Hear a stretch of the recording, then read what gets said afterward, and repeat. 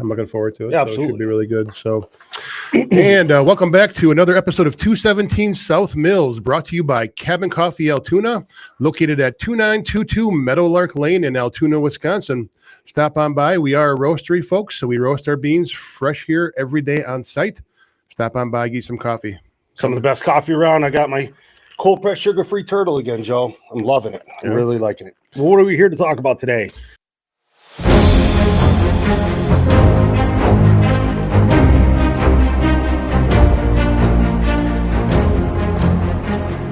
Episode 3 is Seminary. Seminary. For you people out there, Seminary, that's what we call it. It used to be a seminary. We could go into that a little bit more. But that's where we did our 2-week summer camp for the Wisconsin Badgers. And basically it was a seminary where priests went to become priests. Enter the priesthood. Yep. And it was a very old building. Very old. Sound structurally could probably hold up against a tornado. Yes. But yes, very old. No air conditioning. No air conditioning.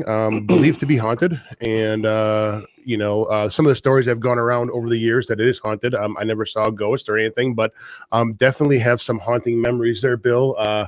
I think it conjures up to anybody who was there and had the fantastic experience of going to seminary, holy name, playing football for Wisconsin. That sound, that name will conjure up some difficult memories, some positive ones, and probably a super happiness that you never have to go back. I'm a little sick to my stomach right now just thinking about it. Thinking about those hot mornings with the dew on the grass and having a stretch and, just constant pain. And that's something we talk about, we joke about, but it's basically a 2-week long headache you go through. Every bump and bruise. Day one when you walk in, you're a finely tuned athlete, in shape, everything feels good.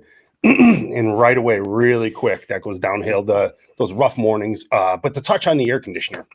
So my roommate, Chris Janik, we talked about in earlier episodes, he had the genius idea to bring an air conditioner into seminary. And because I think our windows didn't open even in the room, he basically also brought a refrigerator box. We cut that out, put the air conditioner in it, pumped all the hot air into our bathroom, which we were no longer able to use for the next 2 weeks because we were just filling it full of hot air. We had to go use other people's bathrooms, brush your teeth, use the restroom, whatever. But we got by. We had a cool room for that. Still pretty genius. Never thought of that. The windows did open, but there was a screen on there, and I had a box fan. And my roommate, one of the years, our first year, had allergies and did not want the fan on. Do you remember who you were? Yeah, it was Terry Dixon. And he did not want the fan on, and because he had allergies, and I was. If you want to make me unhappy, is make me sleep in my own sweat, and there's no air movement, especially there because you have the pain. It's everything else on top of it. Yes. It's one of those experiences that you remember forever because of the misery and pain it went through. So, Bill, for people who don't know what it was. It was our basically 2-week football camp before season, or it was actually before the season, where we went to a seminary. It's called Holy Hill, or Holy Name. And we would go there, and we were surrounded by nobody but football players, coaches, trainers, and that was it. You had nowhere to go when you arrived. You handed in your keys, and you were not able to leave. So I think our first year was probably the most eye-opening experience that we've had. And then after a while, you get used to it, know what you're doing. But that first year was tough. Oh, absolutely. We got thrown right into the fire there. And it's so bad, to Joe's point, at night, you could almost see like lights in the distance. And that's when a lot of guys that quit, that's when they quit. They quit at night and they'd leave and they'd have, I don't know, what was that, like a 2 to 4 mile hike? Absolutely. Just to get to civilization, to be able to use a gas station payphone, to be able to call somebody for a ride. Because we were truly off the grid out there. Go ahead. And it was, like I said, our first year, they brought the freshmen in first, I think 4 days before the veterans came in. And those 4 days, I thought, if this is 2 weeks, I'm not going to make it. And I can tell you the funny stories is we've had people that absconded, never to be heard from again and never seen again.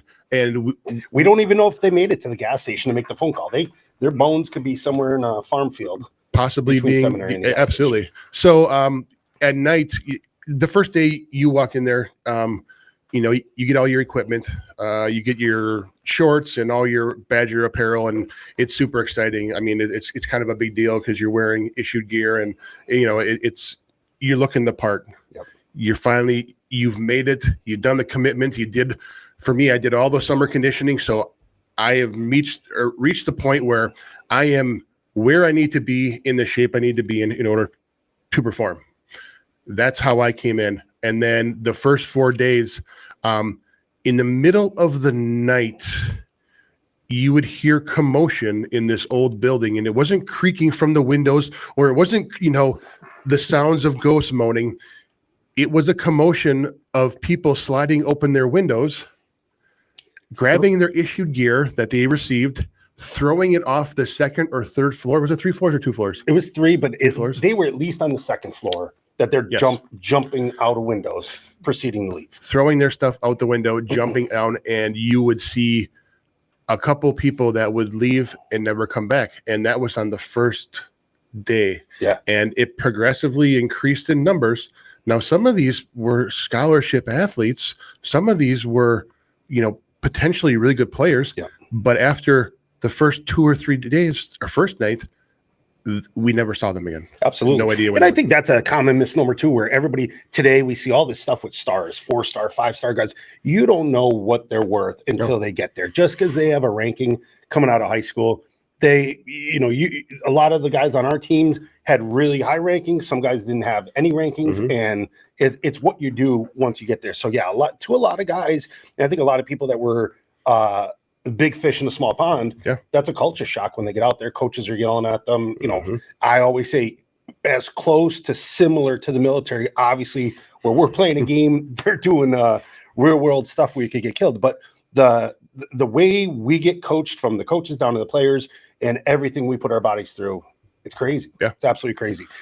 Some of the other stuff we wanted to bring up, just the common stuff that we talk about all the time, the weigh-ins. Having a weigh-in before you go to practice, having a weigh-in when you get done with practice. And it's not just about how much do you weigh or where's your weight supposed to be. That it's not like you're eating too much ice cream at night and get in trouble. They're concerned how much water you're losing during practice. Are you putting enough water back in your body after practice? We joke about cramps. Oh, yes. Cramps were an ongoing thing at camp. And it wasn't like, when I got to college, I couldn't believe how much water that we had out on the practice field. Right. Like water was a scarcity to me in high school. You barely saw it. Maybe on Friday nights, but most of us guys, you don't really come out of the game that much, so you don't have a chance to get water. But we're drinking fluids the way you should as an athlete, and you're still cramping nonstop. That was I experienced. So on average, I would weigh in, and then after our long practices, I'd come back in and I would lose between 15 and 18 pounds of water weight. Yep. Not being able to drink that much water and not really understanding, there's no way. And we were doing 3 a day. It was not a 2 a day. Like, that's the thing that people don't understand. It was freaking 3 practices a day. So we're going to pause on that. Full body cramp. Can't drink 15 to 18 pounds of water or gallons of water, whatever it takes to rehydrate the machine here. And I remember the night to this day. And so I was laying in bed, and of course, no air conditioning because we didn't have one, Bill. We had a fan, and it was hot, and it was just miserable and muggy. And I developed a cramp in my right calf. So I sit out of bed and I grab a hold of my toes and I try to pull it out, and then I get a cramp in my left calf. So now I have two calves that are completely seized up, and I'm beside myself because I can't even take the pain. And then those cramps went up my body, into my quads, into my hamstrings, into my abdomen. I didn't have abs. I mean, they're there. They're under some like marshmallow fluff, but I do have abs, and my entire body went into. Just like you're doing it. It's like that dinosaur pose. Like, there's nothing you can do. And I just started yelling and screaming. And my roommate looks at me like, and he went down and said, "I'm having a stroke." And I couldn't even talk. All I could do was moan. And at which point in time, they brought up this wheelchair that looked like it came out of a psychiatric ward. Am I wrong? Yes. No, you are 100% right with that. I remember that. Like chair. right out of a Yep. 1940s mental hospital, Yep. because Like that's they're what I gonna remember. strap your Yes. wrists in and everything. And I got taken down the steps into the training room, and I am so beside myself. I'm in so much pain because my entire body is seized up. And at that point in time, they asked me, "Do I want a blanket?" And I'm like, "Why would I want a blanket? I'm hot." Well, they proceed to put an IV in me, several, and rather than letting the fluids just leak into my bloodstream in order for me to, relax my muscles and get the hydration that my body so desperately needs, we sit here and we squeeze the IV bag, baby. Yep. We squeeze that bag, and they're pouring the fluids into me, which I desperately need. But if you think about it, an IV bag is room temperature, and your body's 98.6 again, whatever. It's right around there. Don't quote me on that. And that room temperature, I started to shake uncontrollably because I was freezing. That was one of the worst experiences that I remember in seminary. So I'm glad you brought that up, Joe. I had the same exact deal happen to me. It happened right on the field. So we were leaving the field after. This was when we reduced down, and we're not gonna skip by us 3 days. Right after the story, we're telling you guys about 3 days. But it was once we got down to 2 days, and the morning practice was over. I'm walking, up the grass hill back to the inside, and similar to you, I think it went. My quads cramped first, then my hamstrings, then I went to bend over, then it was my stomach, then I had guys like carrying me in. And the next part of the story is identical to you. And then I have a question that I go, we got 2 degrees here from the University of Wisconsin. Why did it take me this long to think about this? So same as you, I'm getting the IV, they're squeezing in. Mm-hmm. They're like, would you like a blanket? They even go so far to go get my mouthpiece. And I'm like, what do I need my mouthpiece for? They go, because it's going to be cold. You're going to start chattering with your teeth. We don't want you to chip a tooth. With all this being said and all this work we went through, why can't we just heat the bags IV? Wouldn't that solve, don't they have those little heaters that they keep it at 90 some degrees or whatever in there? Why are we going with 60-degree IVs, squeezing them into us? I don't know. I think it was maybe to develop that toughness, possibly. I hope that's one thing that's changed. It seems like everything else has changed. The locker room, the food, the training table, all that stuff. Hopefully we're not still squeezing cold IVs into people. I often wondered the squeeze technique. I don't know if that's the way to go about it. And I'm not a doctor, and I don't pretend to be one on TV. Yeah. I don't play but we stayed at a Holiday Inn from time to time, but you're squeezing these fluids into your bloodstream at a high rate of speed, and it's not just one, because it took quite a few to. I want to say it was 4 to 6 bags, just to get you back to even. We realized that I have a problem retaining water, so then after practices, I would also get to go and have IVs very frequently after practice in between our 3-day practices, just so I can keep the motor cooled off and hydrated enough for me to be able to go out there and perform. I don't get it one bit, but that absolutely cramps. And like you said, those, especially when you're taking a nap or you look over at your clock in the morning.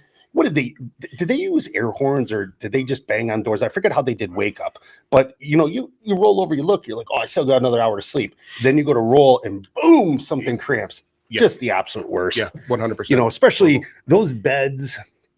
I remember it was probably just some average bed that was probably 50 years old. Oh, absolutely. But God, did it feel like laying on a heavenly pillow. Yes. It just felt so good to rest your body, to stop like that at the end of the day. All right, so why don't we talk about 3 days? Because so this is what really, I think, formed some of these bonds between us. Oh, yeah. Was going through this. I mean, honestly, you talk to people and they look at you in disbelief. Yeah. Because I had to ask you, correct me if I'm wrong. We did 3 days, right? Yep. You're 100%. So, and I've had just some of the younger players we've gotten to know over the years. I've had these same conversations with a guy our age, and then a younger guy who played, well after we were done. They're like, no, you guys didn't have 3 days, you had 2. And we're like, no, let's take you back. Yeah. 96 and 97, we did 3 days. Yes. And it was, just some of the things we talk about. Tape is so important for an athlete. You're taping your wrists, you're taping your ankles. And, it's not like high school where the tape's crazy valuable and how much tape is left. We're in college, Division I college. There's plenty of it. We didn't have time to get retaped from the first practice to the second practice. Talk about all this. Here's another thing. It's going to get a little gross. But when we talk about all that water weight we lose, Where does it go? Gravity just goes down. Your shoes are socks 5-10 pounds each. Yes. Socks are done. Your tape's falling apart, but you don't have time No. because you're coming in, you're doing meetings, maybe having a meal, and then you're back on the field. Then how about while we're doing 3-a-days, we're also working out. So we're hitting on the field 3 times a day with practice. Yep. Oh, how about in between the second and third practice? Let's get a quick workout in, and we'll touch on some of the stuff. It was basic stuff, bench press, squat, deadlift, all that. But then we're doing neck exercises. Yes. Remember the green military towel that you drape? Somebody be laying on a bench, and you would drape it over their eyes and forehead, and you'd push down with the towel it almost looks like you're trying to waterboard somebody without the water. You're just forcing their neck down. Actually, you're probably sweating in their mouth. So at the same time, there's probably a hint of waterboarding going on there. I'm sure. Because I'm serious. Like after you are going through like in between second and third practice, you're never completely, you're never cold. You're never dry. So it's waterboarding basically, but with human perspiration. It's great. And then some of us were luckier than others where you had Aaron Gibson pushing down on you in the workouts. Like wasn't like you had one of the skinny, weak girl linemen. I mean, you had somebody really put you through the ringer there. How about the meetings though? Meetings. Oh my Lord. Talking from that young age when you first get there as freshmen. I remember, so I was a D lineman, as we've mentioned. I was D line in 96. Well, the year we all redshirted, then I switched over to offense. When I was defense, I had Coach Lermo as my D-line coach. And man, he'd screw up. And I screwed up plenty because when I was in high school, we didn't really have an offense or a def. I played both ways in high school, but we didn't have anything really complicated. And once you got to that Division I level, it's like, holy shit, this is the real deal. Like, I didn't even realize defense had a playbook. Like we had nothing in high school on the defensive side of the ball. Offense, we had some pieces of paper.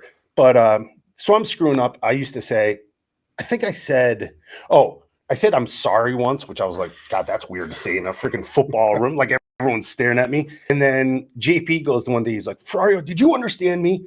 And I was so worked up and nervous. I go, yes, sir. He goes, don't ever say yes, sir to me again. You know what that means in the military? That means fuck you in the military. Don't yes, sir me. And I'm just like, what do you want me to say? Like, I just don't want to get yelled at anymore. But, and you're getting yelled at in meetings until like 9:30, quarter to 10. You know, I laugh how they're like, oh, there's a curfew. What are we going to do? Like the second you allow me to get back to my room, I'm probably chugging a water or Gatorade. I'm going right to sleep because that alarm clock's starting right over. Icing. Yes, ice. So back to these meetings. Understand every snap is recorded. Was every drill recorded? I think the drills were recorded too, and the snaps were recorded an end zone copy. So from behind the goalpost and then a sideline copy. So you could see your footwork, your spacing. There was nowhere to hide. So the big guy in the sky. Yes, there was nowhere to hide. So you watched every snap in every drill every day. Yeah. So if you had an off practice, you know it right away. Oh, and you're just dreading it. Yep. Or in knowing that your drills, there's no slacking off in the drills because if you're not into it, they're going to see your output. So there was no hiding at all. Again, when you say very militaristic, that's what it was. And the meetings were, so your first practice, we were out on the field at 7 a.m.? Probably around there. Or on the field at 7 a.m. It's muggy. It was in August. It's got that dew on the grass because it was cooled off the night before, so it's wet. And immediately you're so sore that it hurts to stretch. Yep. And you're sitting down in the cold, wet grass right off the bat to start the day off. You're already soaked. Yep. You know you're going to be soaked from sweat, but we just got out there. You're clean. Your tape is clean. And within a minute, you're sitting on the ground, you're laying on the ground, you're rolling around, you're stretching. Then let's go do it. Let's start running, start hitting, start doing drills. Then like 9-on-7, team, goal line. Yep. And you know, like even at the NFL level today, there's so many teams, and I don't know what the right or wrong thing to do with this is, but there's so many teams that avoid contact for the sake of avoiding injuries. We went good versus good. We're going to hit. We're going to do everything basically except for cut. Right. I think that was the agreed rule. Defense is going to tackle. We're going to block. We're just not going low on anybody. Correct. To try and keep everybody on their feet. Yes. How often does that happen? Rarely. You know, you're still. But we used to do goal line with Ron back. Here's another thing, too, about seminary. I walked into seminary, so I wasn't out there your first summer. You were out there. I think Dave and I came right before camp. And I walk in as a D lineman, stand about 6'2.5", 260. I walk in, and Ron Dayton happens to walk in beside me, who I didn't know at the time. Right. I had no clue how big a name he was or any of this. I was like, "Hey, what's up? How you doing?" He's like, "Good. My name's Ron." I'm like, "I'm Bill. Nice to meet you." I go, "What position you play?" And I'm looking at Ron. You know, how tall is Ron? Like, I don't know, 5'11". He was probably 260 or 270 that day when I met him. And I'm like, he's a D lineman. He's a three technique or nose guard. Right. I was like, "What position are you?" He's like, "Running back." I was like, "What?" Now, wait a second. Now, I came to college to play D line, and I want to be tackling running backs and sacking quarterbacks. And that's what a running back looks like. I was like, holy cow. He looked like a nose guard. Okay. I mean, but man, could he run? So, yeah, that was just crazy meeting him, seeing that size difference. Hey, Joe, what the heck does it mean when you say Cabin Coffee Altoona is a roastery? Are you making fun of the coffee or something? Come on now, Bill. Sounds to me like you've had one too many shots to the head. It means we're a roastery. We buy our beans green from all over the world and roast right here on site. It's the freshest coffee you can get. Is that why one place I used to go to tasted burnt and the other place tastes like brown flavored water? That's exactly why, Bill. So stop on down to 2922 Meadowlark Lane. Cabin Coffee Altoona. Just remember, folks, everything's better at the cabin. Here's another good one for you. Mrs. Huber. Oh. Sorry, Mrs. Huber, we got to throw you under the bus here. Yes. So the first time so we all met Mrs. Huber on our visits, but the first time once seminary started that we saw her face to face, she came in during a lunch, walked by a table where this is after our redshirt year, all of us old linemen are freshmen, walks by the table and goes, "How you motherfuckers doing?" And we looked at her shocked. We're like, "What did she just say?" And she goes, "Oh, her husband, Jim Huber, our O-line coach." She's like, "Oh, I figure out after all this time you've been spending with Jim, that's the only term you guys answer to." Yes. And it probably was. And there's another thing too at seminary. So one, these coaches, all college coaches, they yell so loud, it could be heard everywhere. So whether O-line has a bad day, D-line, linebackers, whoever it is, you could hear it through the walls. You know exactly who's getting yelled at. You feel for them. Yep. You're happy that if it's a defensive room, I'm happy it's on defense, not offense, because that means I at least halfway did my job. But then I think it was that year, that freshman year, our second year at seminary, when they were doing the construction. We're not going to tell the whole story. No, because there are maybe 2 or 3 stories that cannot be told on the podcast. This one, maybe we'll have to figure out some behind the scenes things for down the road. But without telling the story, we got yelled at, we got reprimanded. We got sort of cut down very harshly. And the D linemen, they heard every word of it because all it was a piece of plastic at that time because they were doing construction. So there was no wall. They had that like just a piece of plastic basically. Almost like painter's plastic that separated the walls. And you could hear every they heard meeting it, they saw it. There was hand gestures made of us. And still this day, for people that played, you know what speech it was. It was a very impactful speech, and it's stuck with us ever since. And for some of us, it's a very prestigious club that we are a part of, and it's been 30 years, and it's still brought up that the members of that club, Bill. So, but I think we don't need to touch on any more of that. I think we'll let that go now. Yeah, we'll put that dog to sleep. Back to the seminary being haunted. I do agree it's haunted. I do believe I saw a ghost one time. Okay. You know, when you're coming back in at night, I think it was like, 2 times while we were there, we had a later curfew where we got the afternoon practice knocked off. We could go to dinner or a movie or something. And when you came back, there was always one room at the top center of the seminary that was lit up. It looked like there was a person in it. I could never find that room. Never found a room once I got inside that had a light on, let alone a person. Bill, that was where I was. They were putting IVs in me. You're just watching over us, making sure everybody got back safe and sound. No, it wasn't me. You would have been up there shaking. Trying to get your attention. And you just ignored me. That's all you did. Oh, here's another thing. What was the other thing we did at every day at seminary? What's the first thing you do when you come down the steps before you go into the cafeteria? Who do we have to visit? Dawn the Pill Girl. Dawn the Pill Girl. Dawn the Pill Girl she was a trainer in training. So like she was also a student.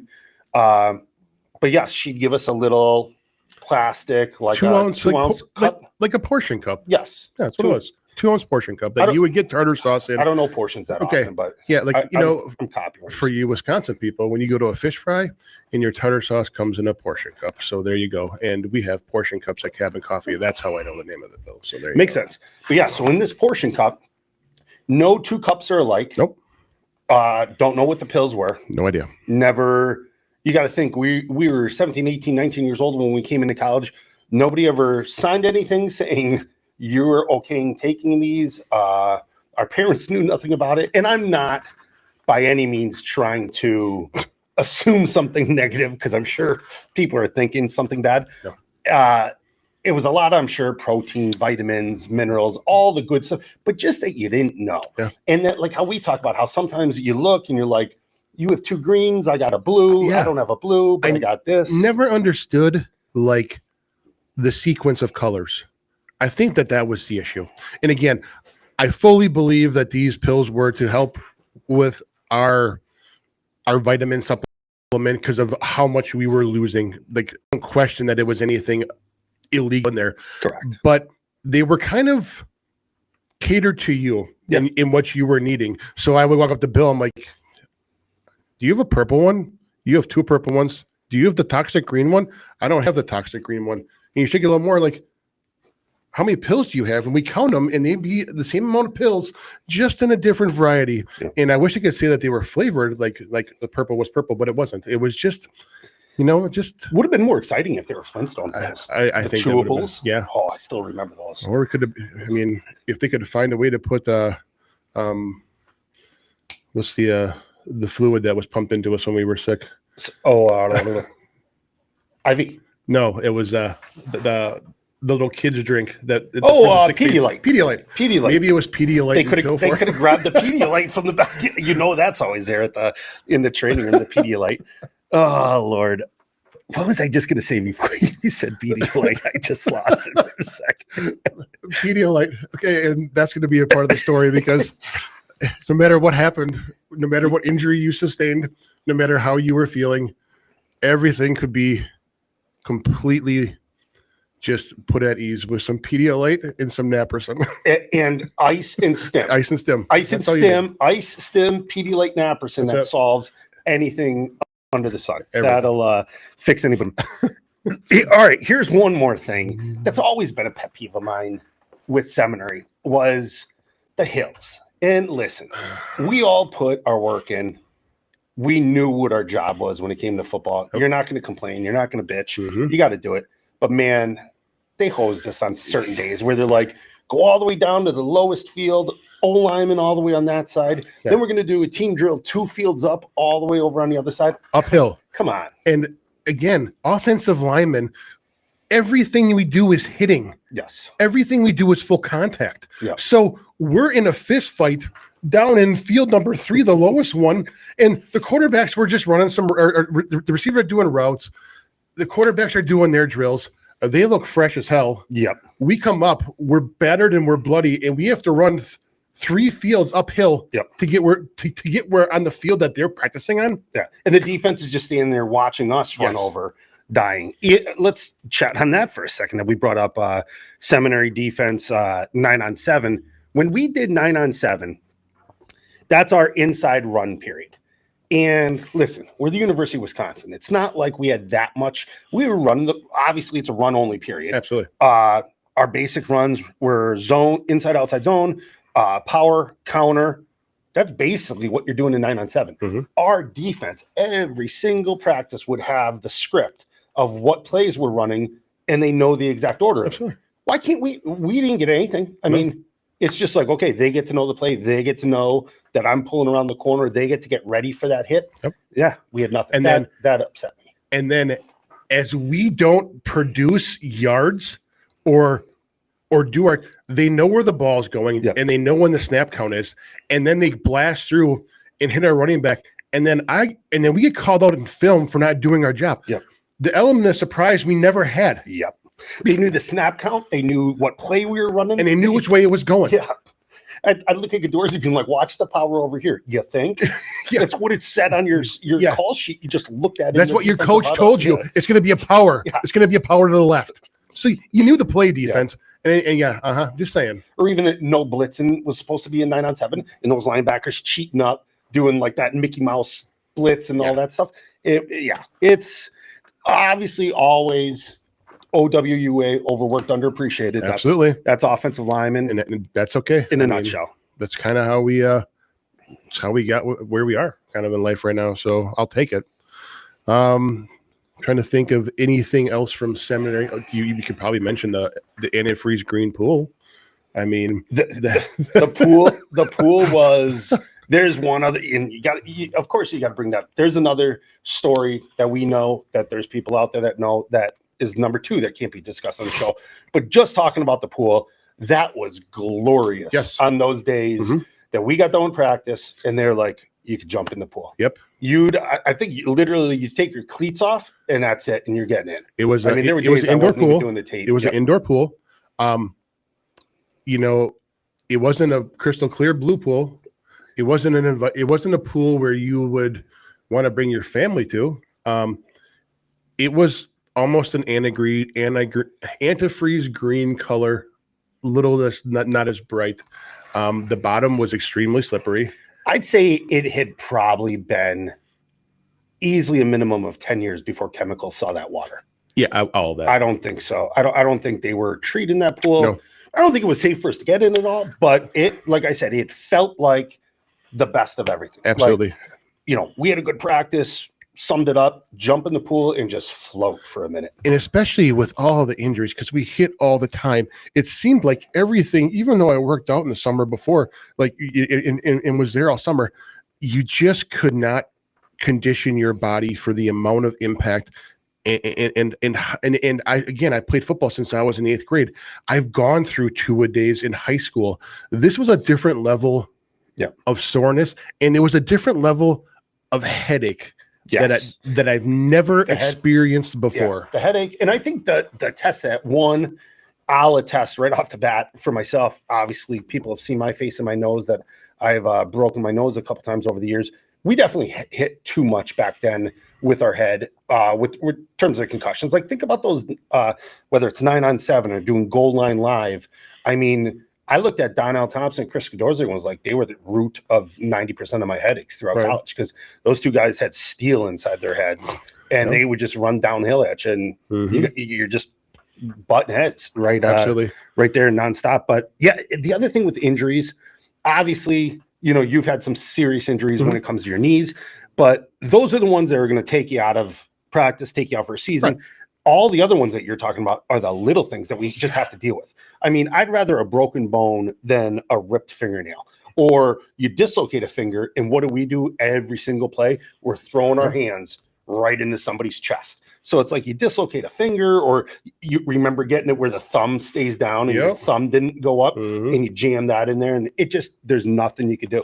And it's one of those things where in this time of the season, you're still battling for position, and the last thing you want to do is let somebody behind you take your spot, because the guy behind you wants your spot too. Even though you're friends, your offensive lineman, you hang out together, you do that. Absolutely. Like, there's still somebody who's trying to take your spot. So you're not going to let one of these small injuries, like a broken thumb that you don't tell about, or when you break your hand in the second game of the season, or when you have cracked ribs and you just continue to play because you are dedicated to the guys around you and to the sport. We are going to have to. I know we've talked about, Joe and I have talked about, like, our episode list, like what episodes we want to come out next. One of the future ones, I don't know if you saw it, that I put out there, this isn't going to be right away, but at some point we're going to talk about injuries. I don't know if we put on the TV back here like 2 silhouettes, like when you go to the doctor's office where you circle where it hurts, like that. Maybe we'll do the pens with the red, the green, the blue, and we'll just go through both of us, and we'll either start with our toes and work up to our head, or vice versa. But we'll go through, we'll list every single injury, talk about it, talk about how it healed. Absolutely. I mean, but yeah, we had some crazy, knock on wood for me, I didn't have anything too severe, but but tore a quad muscle right before the NFL combines. And basically the only other one that risked me coming out of a game was, obviously, sprained ankle is something that, just like you said, you sprain your ankle. you still gotta just tape it up, tape it tighter, extra tighter. Yeah, that's it. You're still Don't- playing. You're not sitting out a week or two. No. You're not icing it. You're not like you are doing all that stuff after practice. You're having your Pedialyte, you're having your Naprosyn, Exactly. you're doing the stim, sparking in the morning to get ready. But yeah, those are the things that it's just part of the game. You got to deal with it. And then along those same lines is not ever wanting people to know that you're hurt. Oh yeah. Like you kept that such top secret, unless it was something where it was so evident. Yeah. But do you remember sneaking ice? Oh, absolutely. So that no one would know. Yeah. Because we never want to get written up for that stuff. I don't want you writing down in that book that my shoulder hurts or a stinger. Okay. Nobody. I don't think anybody knows what a stinger is, Bill. I sat out of the Outback Bowl against Georgia because I had nerve damage. Yeah. I mean, in my right arm, like I couldn't lift it above my waist. Yep. So if you want to explain what a stinger is, that would be phenomenal. For the audience, a stinger is, and I'm assuming this, obviously the non-medical explanation, it's when you're hitting with your neck and your neck gets in a inappropriate position, I guess is the best way to say it. You get a lightning bolt that goes from behind your ear down to the tips of your fingers. And then it's sort of like when that lightning bolt shuts off, you lose all power. And you got a swinging noodle at your side, and 9 times out of 10, it'll come back within a minute. You shake it out, you'll start getting feeling back. It happens during a game, happens during a series that you're driving down the field. You might get a stinger, and you might go the next play and hoping it's my arm, and so I could my. But then there's guys like you where you got it and it longer. It didn't come back. Or it took a lot longer. Took a lot longer to come back. And I didn't even know. I remember having the stinger, but I don't remember. Like after it came back, I'm like, okay, it's good. And it was so bizarre. The only time I realized it is I was in the weight room with JD and I'm bench pressing, and I'm right-handed, and it was my right arm, and I'm doing bench press, and I can't lift the bar. I had no pressure, no force in my right arm at all. Yeah. And we didn't know what it was. So then I had to go to University Hospital, and then they were poking me with needles trying to find out. And then ultimately it was a stinger. If you mention the word stinger, I think to a lot of the doctors today, I don't know if they know what a stinger is, but it was common vernacular for us. Yes. It's a stinger. And they're like, oh yeah, he has a stinger. Like, and kind of like getting your bell rung. Make sure you got ice and stim it. Ice and stim tomorrow after the shakeout deal. Yeah. That and getting your bell rung. Apparently now, like you got your bell rung. And again, it was one of those things where, you saw stars. In some cases, you were knocked out on the field. You got your bell rung, but you got back up and you kept on going because that was the nature of the game. Well, and that's the other thing too. And once again, I think we played at a time where safety was out the window. Nobody cared about safety. And anybody our age or older remembers the top 10 hits on ESPN, where like we used to thrive watching guys get knocked out. Like that's what football was to us. Where today, I think there is still a little bit too much of a concern for safety, where I think that pendulum has to come back down and settle in the middle. But to your point, when we were playing, like today, somebody saying they got their bell rung, that's a full-blown concussion. You're going to concussion protocol. For us, getting your bell rung, that's just like, oh, I got dinged up a little. Let's keep going. It's until you're snoring or unconscious, then it's like, oh, maybe we need to take a look at this one. But seeing stars, you keep playing. Get your bell rung, you keep playing. If you only lose consciousness for a second, but you're not on the ground, you keep playing. Absolutely. Like, I don't. And I'm not trying to promote how tough we were and how awesome it was. Just the nature of the game then, and we didn't have concussion protocols, and it was. And you never wanted to have that stigmata. You never ever wanted to ever let the guys down, and you were not going to be the guy. So you played through the stuff because you had to, and that's literally what it is. Hell, John Favre played. What was it? Was it our senior year, or it had to be our senior year with a broken vertebrae? He didn't even know it until after a season, or he knew it because he was one of those guys. I always felt bad for those. Knock on wood, I didn't have back issues when we were playing. My back waited till after I was done to go sideways. But like Favs was the guy, he used to lay down when the offense was on the field at Camp Randall. He used to like lay on the side of the field to like loosen his back up. Then when the season ended, and I don't know if coach knew about it or they found out afterwards, he went and got x-rays, but he had like I think 2 or 3 fractures in his vertebrae. Yeah. I'm like, that's a broken back. Yeah. And he's out there, captain, putting his head, sticking it in there, just going to town, doing what he's got to do. I mean, but yeah, to your point, just like the height and the injuries, you didn't want to talk about. No. You wanted to be that tough guy that was never going to let somebody down. Absolutely. You want your teammates and your coaches to know, like, if you get called on, I'm going to do the job. And I mean, as far as being roommates, you would know, or I would know, like, hey, like, I can barely walk. Yep, got it. What do you need? But that was kept always on the down low. Yeah. And going into the training room after hours to steal ice and to steal heating pads because you didn't want anybody to know that was a common thing. But that's what we had to do, and that's what we want to do. And I'm not promoting that. Oh, back when we played, it was so much tougher. What I am saying is it's better now because it's safer. I agree with that, but football is a violent sport, and it's never not going to be a violent sport. We played football because it was a violent sport. Bill, I enjoyed the violence. Did you enjoy the violence? 100%. I love the violence. Yep. So that's why we played the game to begin with.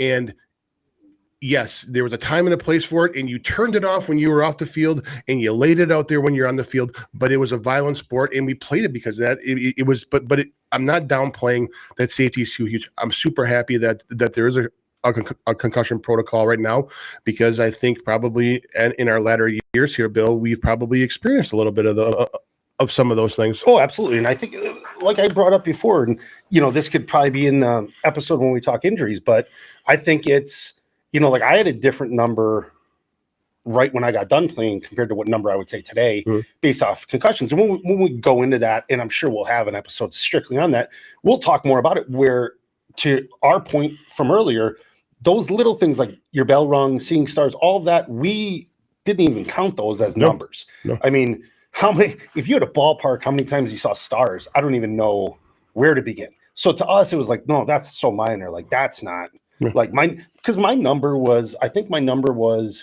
either, I think it was 2 in my head. I said 2 severe and 5 or 6 slight concussions is what I would have said I had. After I met with a doctor, he wanted me to speak at this high school sort of symposium about sports and safety. And they asked me what my number was, and I was done playing, so I was fine sharing it. And that's what I said. I go 2 and 5. And I look on the board and I see all these highlights of getting your bell rung, seeing stars, loss of consciousness, headaches that last more than 2 days. And I go, hey, what are all those terms up there? And he goes, every term is a symptom of a concussion. And I go, wait a second. You're telling me if I saw stars, you're going to chalk that up as a concussion? He goes, might be the slight of slight concussions, but that's a concussion. That's why you saw stars. I was like, holy cow, I have no clue what my number is. I don't think you could put a number on it, Bill, because you even think about talking about seminary now. We're doing 3-a-day practices for 1.5 to 2 hours a session, correct? Correct. And you're hitting on every play because we're not doing half pack. We're not doing just helmets only. It's full pack every day. Every day is contact. Just look at your time. And I've been playing football since I was in the 8th grade. It's similar to you. Like, I can't put a number on how many times I've seen stars. Or I've even said, I got my bell rung. Don't quite know where you are. Can't quite kind of know what the idea, like, I'm in the game, but don't know. Like, there's film of me in high school where I got my bell rung and we fumbled the ball, and I walked over to the defense, and I'm ready to get in my thing, and I'm asking them to call the play, and they're like, "You can get the field," because I thought we were still on offense. I mean, I can remember several those periods where you don't know where you are or who you are, but you kind of shake it off and come to and go and do your job. 100% agree. 100% agree. Well, I think that pretty much wraps up this episode for Seminary. Also, just as a reminder, if you guys have questions, specific questions, feel free to hit us up on the email or any of the social media sites at 217 South Mills. And stay tuned for the next episode. We're looking to be dropping about an episode a week. We're still doing fine details with what day of the week that's going to come out, so we can try to have a little consistency there. But we appreciate you listening. And we also want to thank our sponsor, Cabin Coffee, Altoona, Wisconsin, located at 2922 Meadowlark Lane in Altoona, Wisconsin. Stop on by, grab your favorite coffee, and come and say hi. Good seeing you. Have a good one, guys. folks.